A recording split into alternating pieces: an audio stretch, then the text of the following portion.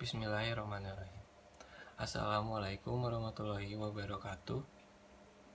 Shalom, Om Swastiastu, Namo Buddhaya, salam kebajikan, dan selamat sejahtera kepada kita semua.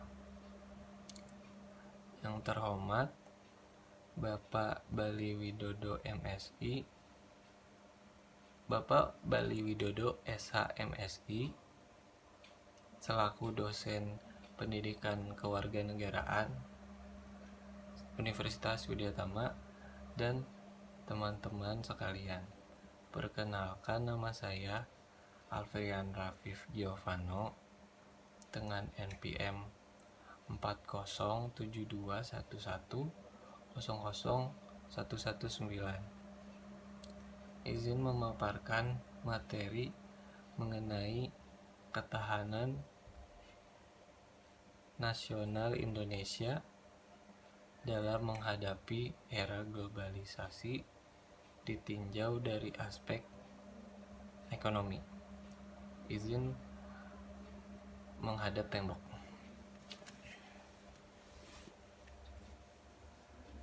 Latar belakang. Globalisasi adalah gejala menyatunya kehidupan manusia di dunia tanpa mengenal batas fisik, geografik, dan sosial. Kemajuan pesat dalam bidang teknologi yang dikenal dengan istilah Triple T Revolution, yaitu perkembangan kemajuan dalam sektor teknologi, komunikasi, informasi, transportasi, dan trade.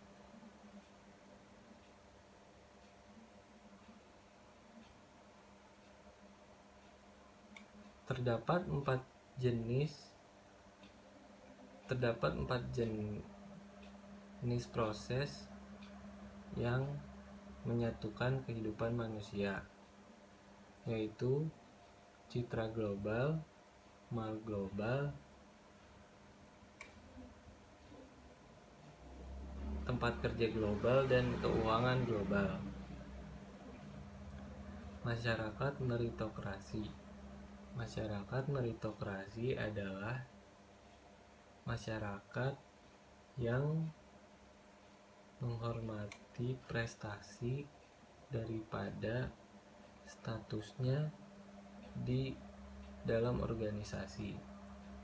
Masyarakat meritokrasi dibutuhkan untuk memenuhi selera pasar serta dapat menjalankan instruksi pimpinan dengan penuh tanggung jawab.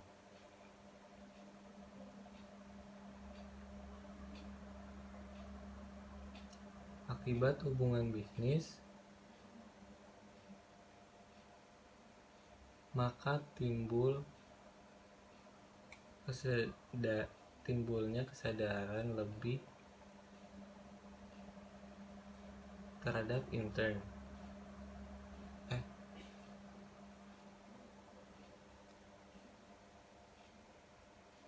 Akibat hubungan bisnis, maka timbul kesadaran yang lebih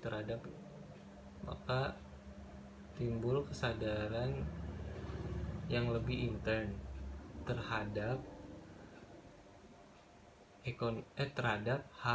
HAM dan kewajiban. Maka liberalisasi dalam bidang ekonomi dan politik harus berjalan beriringan dan saling menunjang.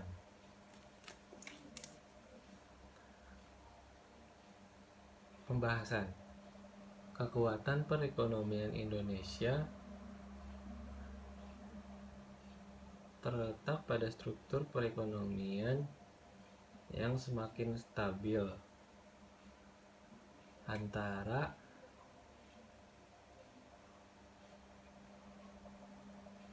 sektor pertanian dengan sektor industri dan jasa dengan rata-rata kurang lebih 7%.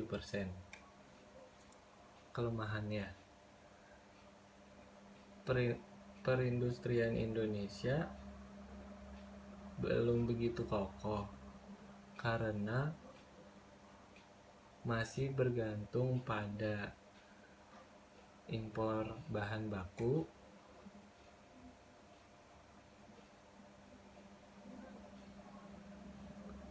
ekonomi biaya tinggi, dan kesenjangan ekonomi yang tinggi yang membuat cadangan devisa semakin merosot, serta dapat memicu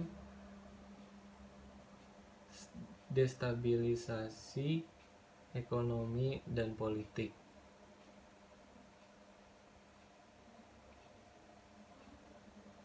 Simpulan, lingkungan itu tidak dapat lagi ditentukan oleh produsen, tetapi oleh suatu tim yang sadar akan tujuan yang dicapai dan peka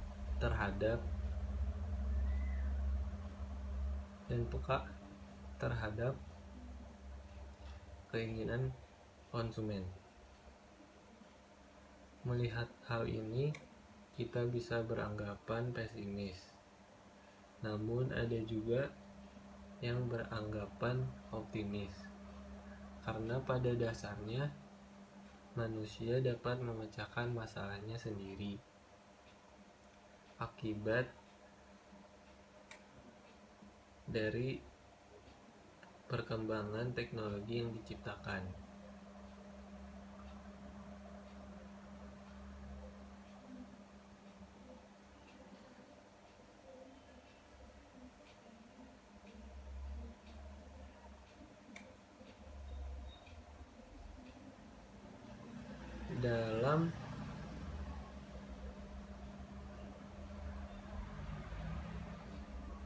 Dalam metode ini muncul gagasan yang optimis, yaitu umat manusia membuat suatu kampung global atau global village,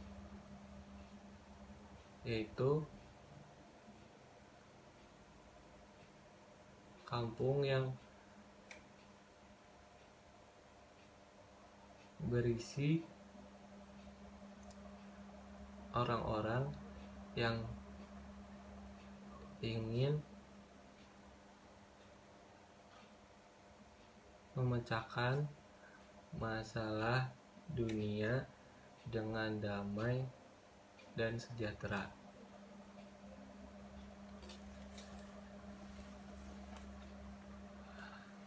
Itu saja dari saya, kurang lebihnya mohon maaf. Wassalamualaikum warahmatullahi wabarakatuh.